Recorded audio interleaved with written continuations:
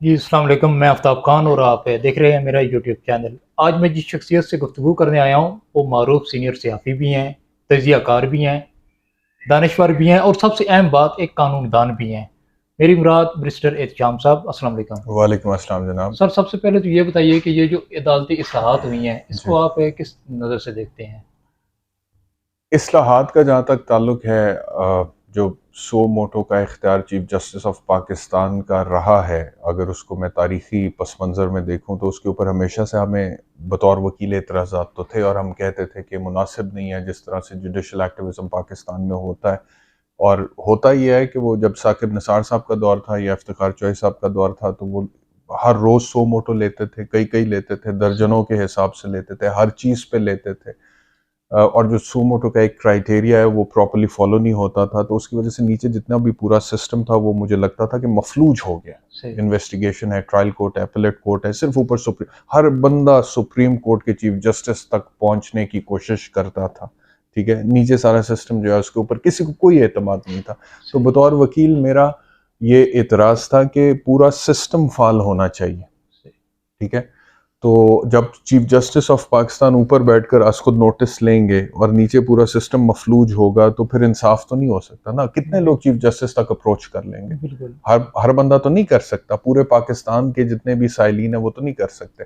तो इतराज़ात तो हमें शुरू से थे, तहफ़्फ़ुज़ात भी थे, उसकी रेफॉर्मेशन की हम बात भी करते थे कि होनी चाहिए, लेकिन ये हुकूमत जिस तरह से कर रही है और जिस मौके पे कर रही है और जिस नीयत के साथ कर रही है और जिस केस के तनाजुर में कर रही है, मौजूदा केस जो चीफ जस्टिस ऑफ पाकिस्तान ने उसको नोटिस लिया था इलेक्शंस में ताखीर के हवाले से, वो गलत है।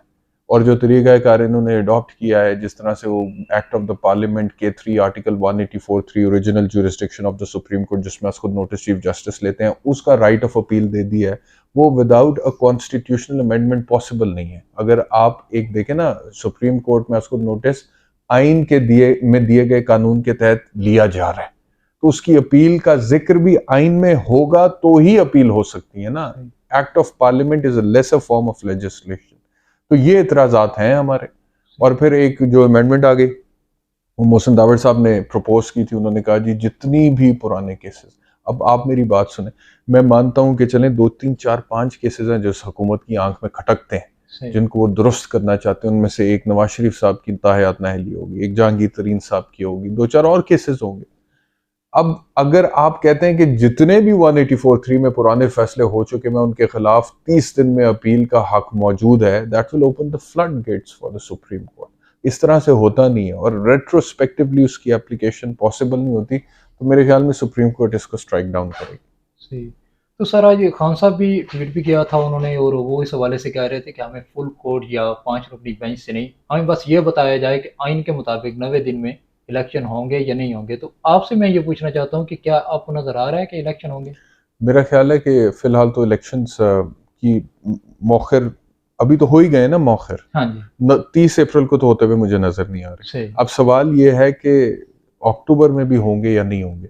सही। जो हालात हैं, जो मामलात हैं, जिस तरह से पीडीएम की हुकूमत की सोच है और जो उनकी स्ट्रैटेजी है, वो मुझे लगती है कि वो चाह ये रहे हैं कि सितंबर में सदर पाकिस्तान की मुद्दत ख़त्म हो रही है सही। और सितंबर के बाद नया सदर वो अपना लेकर आना चाह रहे हैं। जब वो आ जाएगा तो फिर बहुत सारी चीज़ें वो खुद से टैकल कर सकते हैं। अभी आपको पता है कि प्रेसिडेंट का बहुत किरदार है बहुत सारी अहम चीज़ों में, बिल्कुल। लेजिस्लेशन है या हाँ जी। इलेक्शंस की डेट है, फलाना टमकाना।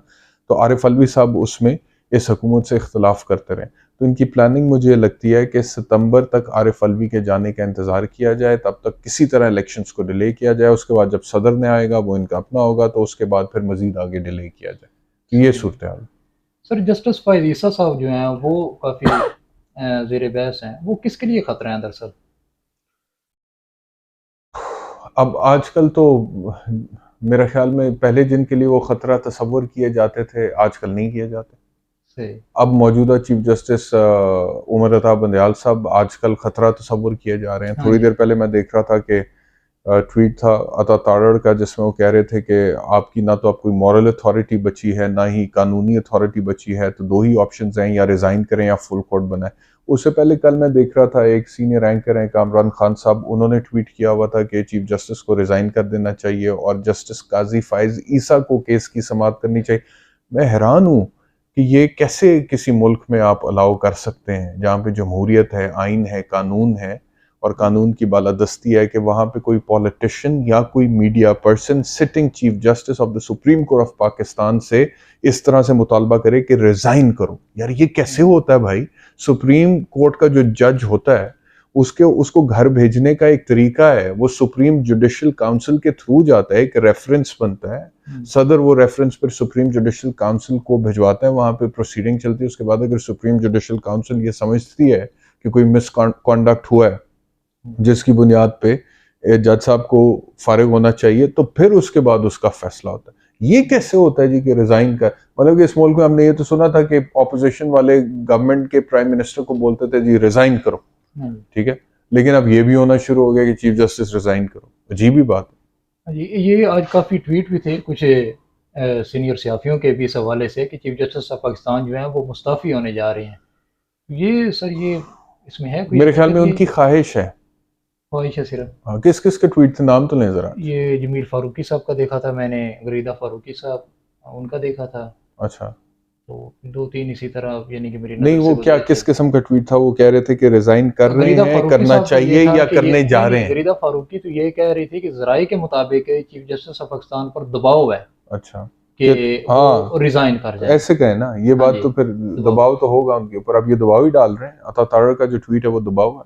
हाँ जी, तो यानी कि ये सारी खाली अफवाहें हैं, इसमें कोई सदाकत नहीं है। नहीं सर, अफवाह इस हद तक तो नहीं है। देखें, सदाकत है, दबाव तो है चीफ जस्टिस के ऊपर। हाँ जी, अब आपके सामने अगर कोई बंदा ट्वीट कर रहा है जो कि हुकूमत का तर्जुमान है, ठीक है, प्राइम मिनिस्टर के बड़ा करीब है, वो कह रहा है कि रिजाइन कर दें चीफ जस्टिस को, ठीक है, फिर एक सीनियर मीडिया पर्सन कह रहे हैं रिजाइन कर दें, वो किधर से बोलते हैं वो भी आपको पता है। वो कह रहे हैं रिजाइन कर दें, कामरान खान कह रहे हैं रिजाइन कर दें। तो इसका मतलब यह है कि अंदर खाते कोई प्लानिंग हुई है जिसके तहत दबाव डालने की कोशिश की जा रही है। सर मुल्क की सियासत किस तरफ जा रही है? फिलहाल तो मुल्क की सियासत तनज़्ज़ुली की तरफ जा रही है। इसकी कोई बेहतरी के चांस मुस्तकबिल करीब में या कोई नजर नहीं आते? बेहतरी के चांसेस उसी सूरत में होंगे अगर तमाम स्टेक होल्डर्स ये फैसला करें कि कानून के मुताबिक मामलात को आगे लेकर चलना है। और उसमें मेरे ख्याल में ज़रूरी ये है कि इंतखाबात होने चाहिए, इलेक्शंस होने चाहिए। अगर आप उसको डिले करते हैं तो फिर आप सर्टनली एक ऐसी हुकूमत की कंटिन्यूएशन होगी जिसकी मुद्दत 90 रोज़ से ऊपर नहीं हो सकती है आइन के मुताबिक। फिर वो अनकॉन्स्टिट्यूशनल है, वो अनडेमोक्रेटिक है। और फिर तो यही है कि पाकिस्तान में कोई आइन नहीं है, जमहूरियत नहीं है। फिर जिसके पास ताकत है वो अपने इक़्तिदार को तवालत बख्श सकता है, वो इलेक्शंस डिले करा सकता है। तो इस तरह से तो फिर तनज़्ज़ुली होती है ना जी। सर सदर पाकिस्तान आरफ अलवी साहब जो हैं इस वक्त, चूंकि आई सेनेट से जो अदालती इस्लाहत का बिल है वहाँ से भी हो गया और उनके पास भिजवा दिया गया है, तो क्या वो इस पे दस्तखत करेंगे या नहीं नहीं करेंगे? करेंगे, और वो 15 दिन तक इसको रोक सकते हैं मेरे ख्याल में आइन की रूह से, और 15 दिन तक वो रोकेंगे। लेकिन उनके रोकने के बावजूद अगर सेनेट और नेशनल असेंबली इसको पास कर देता है तो वो कानून तो बन जाएगा। असल में ये इसके साथ मसला होगा जब ये सुप्रीम कोर्ट में टेकअप होगा। इसके तहत कोई अपील फाइल की जाएगी मियाँ नवाज शरीफ साहब की वापसी की, कि जी मियाँ साहब वापस आना चाहते हैं, ताहयात नाअहली ख़त्म करें मियाँ साहब की 184(3) में। तो फिर मेरे ख्याल में सुप्रीम कोर्ट इसके ऊपर एतराज़ उठाएगा कि ये अपील जो है ये इसलिए पॉसिबल नहीं है क्योंकि ये कानून दुरुस्त नहीं है, और कानून इस वजह से दुरुस्त नहीं है क्योंकि एक्ट ऑफ द पार्लियामेंट में अपील दी गई है कॉन्स्टिट्यूशनल ओरिजिनल ज्यूरिस्डिक्शन के ख़िलाफ़, तो लिहाजा हम इसको स्ट्राइक डाउन करते हैं। मसला मेरे ख्याल में वहाँ पर जाके आए। दूसरा सर, इस वक्त पाकिस्तान अवामी तहरीक जो एक अरसे तक खामोश रही और दोबारा अब एक्टिव होती नज़र आ रही है, बल्कि जो मुमकिन इलेक्शन है उसमें उन्होंने 100 से ज़ायद अपने उम्मीदवार भी खड़े कर दिए हैं। तो अवामी तहरीक के हवाले से आप क्या कहना चाहेंगे? क्या मुस्तकबिल है या आइंदा मुस्तकबिल में कैसा अब तो किरदार मेरे अदा? ख्याल में मोमेंटम गेन करने में थोड़ा वक्त लगेगा। एक वक्त था, मुझे याद पड़ता है कि जब पहला धरना इमरान खान साहब दे रहे थे और तारिल कादरी साहब भी दे रहे थे, और पैट वाले जो हैं और पीटीआई वाले जो हैं, दोनों को कहा जाता था कि एक दूसरे के कजन्स हैं। सही। तो उस टाइम पे जो धरना कामयाब हुआ था वो बुनियादी तौर पे पैट के कारकुन की वजह से हुआ था। पीटीआई ऑन ग्राउंड इतनी स्ट्रांग नहीं थी उस वक्त। अभी तो इमरान खान साहब का जो कारकुन है वो काफ़ी मतलब के मुतहर्रिक हो गया है, और वो जमान पाक में पहरा भी दे रहा होता है और उनकी सिक्योरिटी के लिए भी बड़ा मुतहर्रिक है। उनके साथ साथ मार्च भी करता है, इस्लामाबाद तक हाँ वापस जी। भी आता है, लेकिन उस वक्त ये सिचुएशन नहीं थी पाकिस्तान तहरीक इंसाफ की। सही। उस वक्त जो धरना कामयाब हुआ था, बावजूद इसके कि हुकूमत ख़त्म करवाने की कोशिश कर रही थी उस वक्त की, तो वो पैट के कारकुन के जोश जज्बे पे हुआ था। सही।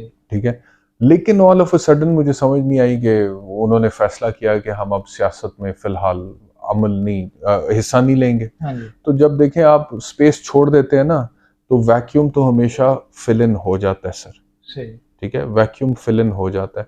तो वो वैक्यूम फिर सारे का सारा पीटीआई ने फिल इन किया। सही। मेरे ख्याल में जितनी स्पेस थी वो सारी की सारी पाकिस्तान तहरीक इंसाफ को मिली। पीटीआई और ज़्यादा मजबूत हुई, स्ट्रांग हुई, और उन्होंने फिर आगे जाके 2018 में हुकूमत भी बना ली।